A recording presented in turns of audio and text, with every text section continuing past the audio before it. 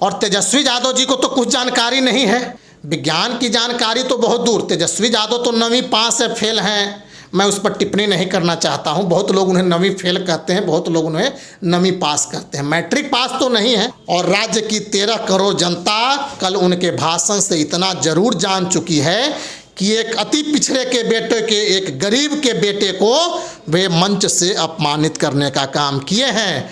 और वह मैं आपके माध्यम से बिहार की जनता को धन्यवाद देना चाहता हूं।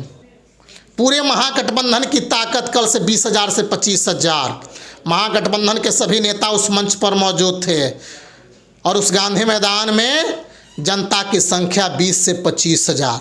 और लालू प्रसाद यादव जी को इतिहास की जानकारी नहीं है कि हिंदू का जो धर्म है, हिंदू धर्म, वह कितनी विभागों में, कितनी वर्गों में बटा हुआ है।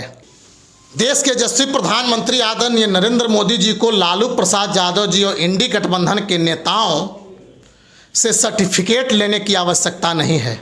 नमस्कार, मैं हूं अनुराधा झा, आप देख रहे राजनीतिक दृष्टि। लालू प्रसाद यादव ने जनता से अपील एक दिन पहले की है कि जितने भी जनता है गांधी मैदान में आए, और ये जो बीजेपी है, बीजेपी को उखाड़ फेंकने की बात लालू प्रसाद यादव ने कहा। और एक बात और भी कहा कल महारैली में, ये भी कहा कि जो नरेंद्र मोदी है हिंदू नहीं है। इसी पे बातचीत करेंगे मेरे साथ पीयूष शर्मा जी, क्या कहना चाहिएगा? अनुराधा जी, जिस प्रकार से लालू प्रसाद यादव जी ने जनता को आह्वान करने का काम किया था, मैं आपके माध्यम से बिहार की जनता को धन्यवाद देना चाहता हूं कि बिहार की जनता ने लालू प्रसाद यादव जी की रैली को पूरी तरह से नकारने का काम किया, उनकी रैली को पूरी तरह से विफल करने का काम किया। मैं बिहार की जनता को आपके माध्यम से साधुवाद व धन्यवाद देना चाहता हूं। दूसरी बात, देश के यशस्वी प्रधानमंत्री आदरणीय नरेंद्र मोदी जी को लालू प्रसाद यादव जी और इंडी गठबंधन के नेताओं से सर्टिफिकेट लेने की आवश्यकता नहीं है। देश की 140 करोड़ जनता ने प्रधानमंत्री आदरणीय नरेंद्र मोदी जी को सर्टिफिकेट देने का काम कर चुकी है। 2014 में भी, 2019 में भी, और अब 2024 के आने वाले चुनाव में भी एक बार फिर से मुहर लगा करके और सर्टिफिकेट देने का काम करेगी। देश की जनता सर्टिफिकेट देती है, न कि लालू प्रसाद यादव जी और इंडी गठबंधन के नेता देते हैं।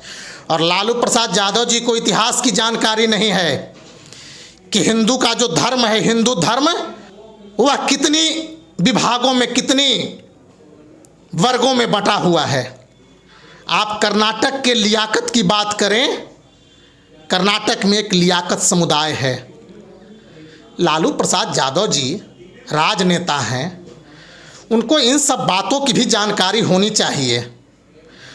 और तेजस्वी यादव जी को तो कुछ जानकारी नहीं है, क्योंकि वो राजा के पुत्र, रानी के पुत्र के रूप में जाने जाते हैं। रानी की कोख से निकले हुए बालक हैं। राहुल गांधी रानी के कोख से निकले हुए बालक हैं। वो क्या जाने गरीबों का हाल, वो क्या जाने अति पिछड़ों का हाल, वो क्या जाने दलित वर्गों का हाल, कि किस प्रकार से नरेंद्र मोदी जी की माता जी दूसरों के घर में काम करके नरेंद्र मोदी जी को पालन पोषण करने का काम की थी। लालू प्रसाद यादव जी ने पिछड़ों को अपमानित करने का काम किया है। नरेंद्र मोदी जी पर कुठाराघात करके, नरेंद्र मोदी जी को हिंदू न बता करके उन्होंने देश की भावनाओं के साथ खिलवाड़ करने का काम किया है। मैंने पहले कहा लियाकत की बात, लालू प्रसाद यादव जी को पता होना चाहिए कि कर्नाटक में लियाकत एक जातियां हैं, एक समुदाय हैं। उस लियाकत जातियां, उस समुदाय को मरने के बाद उसे दफनाने का काम किया जाता है। तो क्या वह हिंदू नहीं है? हिंदू परंपरा में तो मरने के बाद उसे जलाने का काम किया जाता है। तो लियाकत समुदाय में किस प्रकार से उसे दफनाने का काम किया जाता है? तो क्या वह हिंदू नहीं है? और लियाकत उतना ही नहीं है, लियाकत को शिव का भक्त भी कहा जाता है। दूसरी चीज़ मैं बता देना चाहता हूँ, साउथ की चर्चा करेंगे तो साउथ में कई ऐसे उदाहरण मिलेंगे जहां मामा और भांजी में भी शादियां होती हैं। वह शादियां पवित्र शादियां कही जाती है। लालू प्रसाद यादव जी, तेजस्वी यादव को इन सब बातों की कोई जानकारी नहीं है, क्योंकि न उनको इतिहास का पता है, न उनको भूगोल का पता है, न उन्हें विज्ञान की जानकारी है। विज्ञान की जानकारी तो बहुत दूर। तेजस्वी यादव तो 9वीं पास है, फेल हैं, मैं उस पर टिप्पणी नहीं करना चाहता हूँ। बहुत लोग उन्हें 9वीं फेल कहते हैं, बहुत लोग उन्हें 9वीं पास कहते हैं। मैट्रिक पास तो नहीं है, तो तेजस्वी यादव जी की भी ये जानकारी नहीं होगी। तो तेजस्वी यादव, लालू प्रसाद यादव जी की सर्टिफिकेट की आवश्यकता देश के यशस्वी प्रधानमंत्री आदरणीय नरेंद्र मोदी जी को नहीं है, क्योंकि वो नहीं जानते हैं कि कर्नाटक में क्या धर्म है, वो नहीं जानते हैं कि गुजरात में क्या धर्म है। हाँ, इतना वे जरूर जानते हैं, और राज्य की 13 करोड़ जनता कल उनके भाषण से इतना जरूर जान चुकी है कि एक अति पिछड़े के बेटे के, एक गरीब के बेटे को वे मंच से अपमानित करने का काम किए हैं। और वह बिहार का गरीब, वह बिहार का अति पिछड़ा समुदाय, बिहार का पिछड़ा समुदाय 2024 के लोकसभा चुनाव में और 2025 के विधानसभा चुनाव में एक एक मत दे करके उनको सबक सिखाने का काम करेगा। अच्छा, क्या कहना चाहिएगा, जिस तरह से लाखों की भीड़ दिखने को कल महारैली में मिली, तो क्या लग रहा है लोकसभा चुनाव पे कोई असर पड़ेगा? आपने मीडिया के रिपोर्ट्स को, अखबार के पन्नों को देखने का काम किए होंगे। जन सैलाब जिस प्रकार से औरंगाबाद और बेगूसराय में, अभी तो लोकसभा चुनाव का आगाज हुआ है, ऐसी कई रैलियां बिहार में होगी। भारतीय जनता पार्टी के कई नेता बिहार का दौरा करेंगे।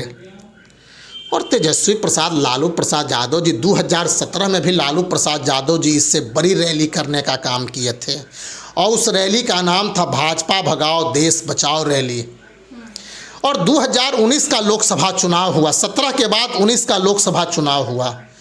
क्या हर्ष हुआ राष्ट्रीय जनता दल से? आप पूछने का काम करें। 0 सीट पर बिहार राज्य की जनता ने उन्हें सिमटाने का काम किया।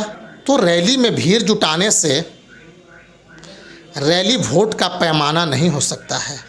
रैली में भीड़ जुटने से वह वोट के रूप में कितना परिणत होगा, और मैं तो आपको दावे और विश्वास के साथ बताना चाहता हूं कि उनकी रैली पूरी तरह फ्लॉप रही, विफल रही।